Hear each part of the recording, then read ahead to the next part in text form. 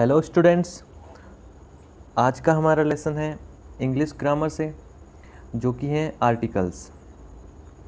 इसमें आज हम पढ़ेंगे ए, एन और द, इन तीनों का प्रयोग कैसे किया जाए और यदि हमारे परीक्षा में सवाल आ जाए तो हम उन प्रश्नों को कैसे हल करेंगे। तो बच्चों, शुरू करते हैं आज का लेसन। तो सबसे पहले हम देखेंगे आर्टिकल्स, जिसमें कि 3 आर्टिकल्स हम पढ़ेंगे आज। आपके सामने मैंने लिखे, सबसे पहले इनका उच्चारण लिखा है, तो आप सबसे पहले तो इनका उच्चारण देखिए। ए जो अंग्रेजी का लेटर है, जो आर्टिकल पहला आर्टिकल है अपना, उसको हम ए नहीं बोल के अ बोलेंगे। क्या कहेंगे? अ। दूसरा जो है एन, इसको हम एन पढ़ेंगे। और तीसरा है द। द के 2 उच्चारण होते हैं, द और दूसरा दी। अब कहाँ द बोलते हैं, कहाँ दी बोलते हैं, ये हम आगे देखेंगे। हमारा अब आर्टिकल को हम डिवाइड कर देते हैं 2 पार्ट में। आर्टिकल का जो पहला पार्ट है, ये ए, एन और द को 2 भागों में बांटा है। जो पहला है डेफिनिट आर्टिकल, जिसमें कि आर्टिकल आपका आता है द। दूसरा है इनडेफिनिट आर्टिकल, जिसमें कि ए और एन आते हैं। अब देखते हैं डेफिनिट आर्टिकल क्या होता है। It generally points out a particular person, place और थिंग। कहने का मतलब ये हुआ कि ये आर्टिकल का प्रयोग उन नाउन्स के पहले होता है जिनके बारे में हम पहले से ही जानते हैं, जबकि ए और एन जो इनडेफिनिट आर्टिकल है, इनके बारे में देखिए। It does not point out any particular person, place और थिंग। ये उनके साथ यूज़ होता है, ए और एन का प्रयोग उनके साथ होता है जिनके बारे में हम पहले से नहीं जानते हैं। तो ऐसे पर्सन, प्लेस और थिंग जिनके बारे में हम पहले से जानते हैं, उनके साथ तो द का प्रयोग करेंगे, और जिन्हें नहीं जानते हैं उनके साथ ए और एन का प्रयोग करेंगे। इसे थोड़ा और डिटेल में समझते हैं। एक उदाहरण ले लेते हैं। जैसे मैंने यहाँ लिखा है, एक लड़का या कोई लड़का जिसके बारे में हमें नहीं पता है। तो जिसके बारे में हम नहीं जानते, ऐसा अगर वाक्य आ जाए जैसे एक लड़का या कोई लड़का जिसके बारे में हम बात कर रहे हैं, जिसको हम पहले नहीं जानते थे, तो उसके आगे मैंने लगा दिया ए बॉय। इसी तरह अगर किसी लड़के के बारे में आप जानते हो, लड़का हो या कोई भी दूसरी ऐसा नाउन हो जिसके बारे में आप पहले से जानते हो, जैसे मैं एग्जांपल बॉय का ले रहा हूँ, तो वो लड़का, अब उस लड़के को आप जानते हो तो उसके आगे क्या लगेगा? The boy. अब एक और एग्जांपल आपको मैं समझाता हूँ।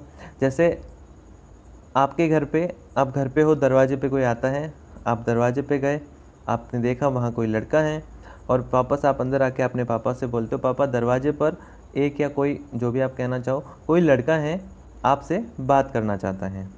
अब हमने यहाँ क्या बोला? कोई लड़का है, क्योंकि उस लड़के को आप नहीं जानते हो। आपने उसका जो मैसेज था वो पापा तक पहुँचा दिया, तो आपने क्या बोला? पापा दरवाजे पर कोई लड़का है या एक लड़का है जो आपसे बात करना चाहता है। दूसरा जो वाक्य है जिसमें कि आप बोल रहे हो, पापा दरवाजे पर वो, अब वही लड़का जिसको आप जानते हो, पापा दरवाजे पर वो लड़का है, आपसे बात करना चाहते हैं। तो पहली सिचुएशन में कोई लड़का आया, तो यहाँ पर तो बॉय से पहले प्रयोग होगा ए का, और दूसरी सिचुएशन में जिस लड़के को आप जानते हो, वहाँ लड़के यानी बॉय के आगे प्रयोग होगा द का।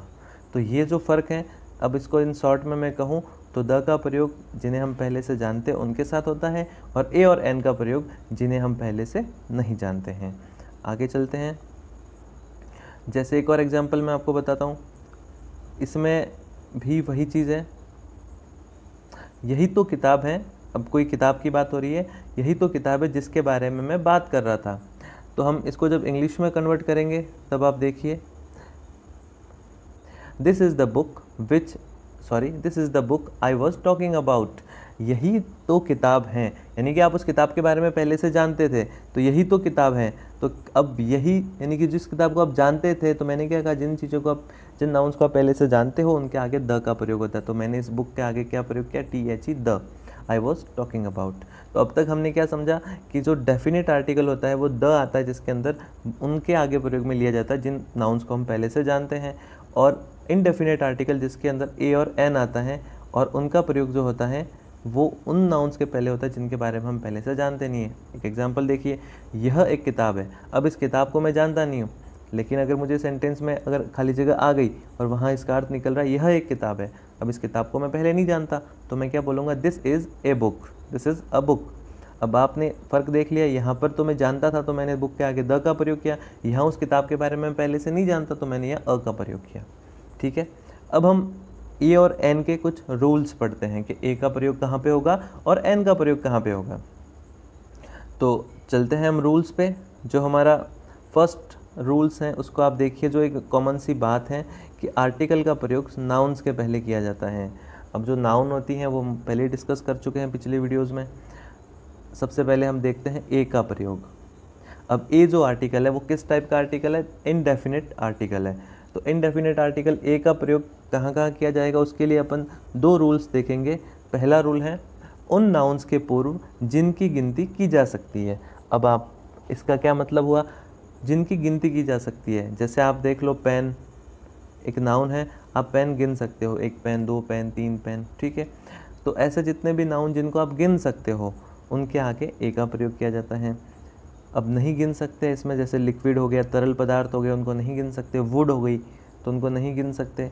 तो जिनको गिना जा सकता है उनके पहले इसका प्रयोग किया जाता है। दूसरा रूल जो सबसे इम्पोर्टेंट है, इसको आपको याद रखना है, उन नाउन्स के पूर्व जिनका उच्चारण हिंदी के व्यंजन की ध्वनि से शुरू होता है। तो देखिए आप, इसका एक एग्जाम्पल देके मैं आपको समझाता हूँ। जैसे हमने नीचे कुछ एग्जाम्पल लिखे हैं। अब मैंने क्या बोला? हिंदी के व्यंजन। तो आप व्यंजन, हिंदी के व्यंजन से क्या समझते हैं? जो अ से लेकर अह तक है वो तो हो गए हमारे स्वर, और उसके बाद जो शुरू होता है क ख ग घ च च झ झ न ट ठ ड ढ न, ये जो है ज्ञ तक वो आपके हैं व्यंजन। तो इनकी जो ध्वनि की बात कर रहा हूँ मैं, इनका जो साउंड जिसको पढ़ते हैं, जब जो साउंड है वो जो पहला साउंड होगा वो अगर हिंदी के व्यंजन का है तो हम उसके आगे अ का प्रयोग करेंगे। अब देखिए, सबसे पहला मैंने लिखा बॉय, और बॉय को जब पढ़ते हैं तो पहला लेटर क्या आता है? ब। पहला लेटर की ध्वनि क्या आती है? ब। तो हमने क्या लगाया? ए का प्रयोग किया। दूसरा पेन, पेन की भी पहली ध्वनि प आ रही है, व्यंजन है हिंदी का, ए लगाया। Y E A R, year, तो इसको ई नहीं पढ़ेंगे, इसको ईयर पढ़ेंगे। तो आगे जो पहला लेटर है वो व्यंजन की ध्वनि है, तो यहाँ पर भी मैंने अ का प्रयोग किया। अब देखिए आगे यूनियन। अब हालांकि ये ए ई आई ओ यू इंग्लिश में तो वोवेल होता है, लेकिन जब इस यू को अपन पढ़ रहे हैं तो यहाँ पर यू की जो ध्वनि है वो य से आ रही है, यूनियन। इसलिए हमने पढ़ा कि हिंदी के व्यंजन की ध्वनि अगर आएगी तो अ का प्रयोग करेंगे, तो इसीलिए यहाँ पर भी अ का प्रयोग किया। DOG डॉग, ड की आवाज़ आ रही है, ड की ध्वनि आ रही है, हमने ए का प्रयोग किया। वुमेन में व की ध्वनि आ रही है तो ए का प्रयोग किया। लॉन्ग वे, तो ल की ध्वनि आ रही है, इसलिए हमने यहाँ पर भी ए का प्रयोग किया।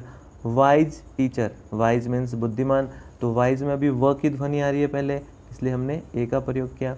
बुक, ब की ध्वनि आ रही है तो हमने ए का प्रयोग किया। तो ये जो अ का प्रयोग है ये मुझे लग रहा है आपको समझ में आ गया होगा, नहीं तो आप एक बार पुनः वीडियो को देखेंगे। लेकिन मैं आपको सिर्फ इतना सा कहना चाहूँगा, जब भी आप इस अ का प्रयोग करें तब आप केवल उस वर्ड को एक बार पढ़ें, और उस वर्ड को पढ़ते वक्त आपको सबसे पहली ध्वनि पे ध्यान देना है कि वो क्या व्यंजन की है। यदि व्यंजन की है तो आप उनके साथ अ का प्रयोग करोगे। आगे चलते हैं। आपके स्क्रीन पे बच्चों आ गया एन का प्रयोग। तो जो इनडेफिनेट आर्टिकल है उसमें ए का प्रयोग हमने सीखा। अब एन का प्रयोग देखो। एन के प्रयोग में भी केवल ध्वनि पे ही ध्यान देना, लेकिन यहाँ पर ध्वनि जो है हम ध्यान देंगे स्वर की। देखिए कैसे, जैसे आपके सामने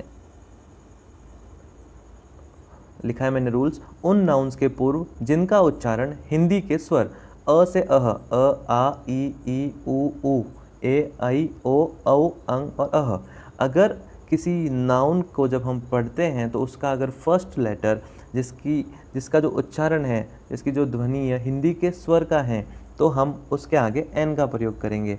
अब भले ही एक और जो नॉर्मल कॉमन रूल रहता है कि ए ई आई ओ यू से शुरू होने वाले शब्दों के आगे एन का प्रयोग करते हैं, तो हम इनके अलावा भी कुछ शब्द आएंगे, उदाहरण से समझते हैं। तो सबसे पहले आ जाइए, पहला उदाहरण मैंने लिखा है। अब ये जो वर्ड लिखा है इसमें HONEST शुरू हो रहा है H से, लेकिन इसमें जो H है वो साइलेंट रहता है, शांत रहता है, उसको नहीं पढ़ा जाता, तो इसको पढ़ा जाता है ऑनेस्ट। तो ऑनेस्ट यानी अ की ध्वनि आई बच्चों, तो हमने क्या लगा दिया? एन लगा दिया। दूसरा ईयर, पहला साउंड जो आ रहा है वो ई का आ रहा है, इसलिए हमने इसके आगे क्या लगा दिया? एन। अब देखिए अम्ब्रेला, तो हम पहला साउंड जो है वो अ है, जो कि हिंदी का स्वर है, तो हमने इसके आगे क्या प्रयोग में लिया? एन। अब इधर देखिए, ये थोड़ा सा अलग है, MLA। तो जब M को हम लिखते हैं या बोलते हैं तो हमारे आगे से उस पहला लेटर आता है, वो क्या आता है? ए आता है, जो कि हिंदी का स्वर है, इसलिए यहाँ पे भी क्या प्रयोग में लिया गया? एन। ऑरेंज, अ की आवाज़ आ रही है, एन लगा दिया। अगली, यहाँ पर भी अ की आवाज़ आ रही है तो हमने एन का प्रयोग कर लिया। तो काफ़ी सिंपल था। हमें अगर व्यंजन की ध्वनि आ रही है तो हम लगाएंगे अ, और अगर स्वर की ध्वनि आ रही है तो हम लगाएंगे एन। तो अब हम देखेंगे इसके कुछ प्रश्न जो कि आपके परीक्षा में आते हैं। तो एक एक्सरसाइज हम देखते हैं। ये है आपके सामने ए एन द का सॉरी इसमें ए और एन का ही प्रयोग करना है, इनडेफिनेट आर्टिकल का। तो कुछ प्रश्न है, हम जल्दी से इनको सॉल्व करेंगे। आप देखेंगे कि हम जब पढ़ेंगे तो उसकी स्वर या व्यंजन किस ध्वनि पर है उसके आधार पर हम ए और एन का प्रयोग करेंगे। तो पहला प्रश्न है ही इज़, फिर खाली जगह दे दी, आगे लिखा खाली जगह के बाद का पहला वर्ड आपको ध्यान से पढ़ना है। ही इज़, रिक्त स्थान आपके सामने है, honest man for hour of our city. तो एच है लेकिन एच जो है वो साइलेंट रहता है, तो इसकी जो आवाज़ है, इसकी जो ध्वनि है वो अ से शुरू होती है, इसलिए हम ए और एन में से क्या भरेंगे, एन भरेंगे। तो पहले में क्या आया, एन। दूसरा देखिए ही इज़, फिर खाली जगह आ गई। अब खाली जगह के तुरंत बाद वाले वर्ड को आप पढ़ेंगे वेरी, तो आप देखेंगे कि जो फर्स्ट साउंड आ रहा है वो व आ रहा है। अब वह तो व्यंजन हो गया, तो हम इसमें क्या भरेंगे, ए भरेंगे। ठीक है बच्चों, अब आगे बढ़ते हैं। Let us rest here for, रिक्त स्थान आ गया, ब्लैंक आ गया, उसके बाद आ रहा है वाइल, तो यहाँ पर भी व की ध्वनि आ रही है, तो यहाँ पर भी जाहिर सी बात है क्या आएगा, ए आएगा। चौथा देखिए आप, can you give example of a cruel king. अब देखिए रिक्त स्थान के तुरंत बाद आ रहा है एग्जाम्पल, तो एग्जाम्पल यानी कि शुरुआत हो रही है ए से, तो ए जो है वो अपनी हिंदी वर्णमाला के स्वर की ध्वनि है, तो हम यहाँ पर प्रयोग करेंगे एन का। अब पांचवा प्रश्न, अनीता वॉन्ट्स टू बाई, खाली जगह आ गई, फिर लिखा हुआ फ्यू।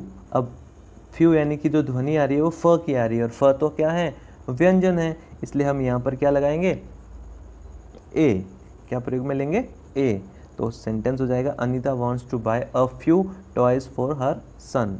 छठा क्वेश्चन देखिए, they hired blank taxi and reached the station. तो टैक्सी का भी पहला जो, टैक्सी को जब अपन पढ़ते हैं जो साउंड आ रहा है वो ट का आ रहा है, इसलिए हम यहाँ पर भी क्या लगाएंगे, अ का प्रयोग करेंगे, तो यहाँ पर भी क्या आएगा, अ। सातवां क्वेश्चन देखिए, वी शैल गो फॉर, खाली जगह आ गई, फिर आ गया वॉक। अब वॉक को पढ़ रहे जब हम, सबसे पहले अक्षर क्या आ रहा है, वो आ रहा है, और वह हिंदी वर्णमाला का स्वर है या व्यंजन है, व्यंजन है। तो हमने देखा कि जहाँ व्यंजन आएगा वहाँ ए का प्रयोग होगा, और जहाँ स्वर की आवाज़ आती है वहाँ एन का प्रयोग करते हैं। आठवें क्वेश्चन में देखते हैं, सी ऑफन टेल्स, खाली जगह, इसके बाद आ रहा है लाई, लाई मीन्स झूठ बोलना, तो ल से शुरू हो रहा है। अब ल भी क्या है, व्यंजन है, तो यहाँ पर भी प्रयोग किसका होगा, ए का प्रयोग होगा, इसको बोलेंगे सी ऑफन टेल्स अ लाई। अगला क्वेश्चन, नौवां क्वेश्चन है, certainly it is blank very interesting story. तो आप देखो वेरी, वेरी को जब पढ़ रहे तो हमारा पहला जो लेटर है उसकी ध्वनि जो है वो व्यंजन की ध्वनि है, तो हम यहाँ पर एन का प्रयोग करेंगे, सॉरी ए का प्रयोग करेंगे, माफी चाहूँगा। अगला प्रश्न, that is blank incident which can never be forgotten. तो यहाँ जो ब्लैंक के जस्ट बाद में आ रहा है इंसिडेंट, अब ध्वनि आ रही है ई की, तो ई यानी कि स्वर की ध्वनि है, तो यहाँ प्रयोग में लिया जाएगा एन। तो बच्चों ये था एक्सरसाइज जिसमें हमें ए और एन का प्रयोग करना था। तो हमने पहले रूल्स पढ़े, फिर हमने एक एक्सरसाइज की। आई होप कि आपको समझ में आया होगा। बहुत ही सिंपल टॉपिक है और आपके एग्ज़ाम में इस तरह के प्रश्न भी आते हैं। ये थी हमारी आज की कक्षा। मिलते हैं अगली कक्षा में जिसमें हम पढ़ेंगे डेफिनेट आर्टिकल द के प्रयोग के बारे में और कुछ ऐसे रूल्स जिसमें ए और एन का प्रयोग और अलग तरीके से कहाँ कहाँ हो सकता है। तब तक आप इस वीडियो को आराम से देखिए और समझिए। इसका जो होमवर्क रहेगा वो मैं अलग से एक PDF भेजूँगा जिसमें ये 10 क्वेश्चन रहेंगे और जो रूल्स रहेंगे वो आपको नोटबुक में लिखने हैं। Thank you so much for watching my video. Thank you so much. Good bye.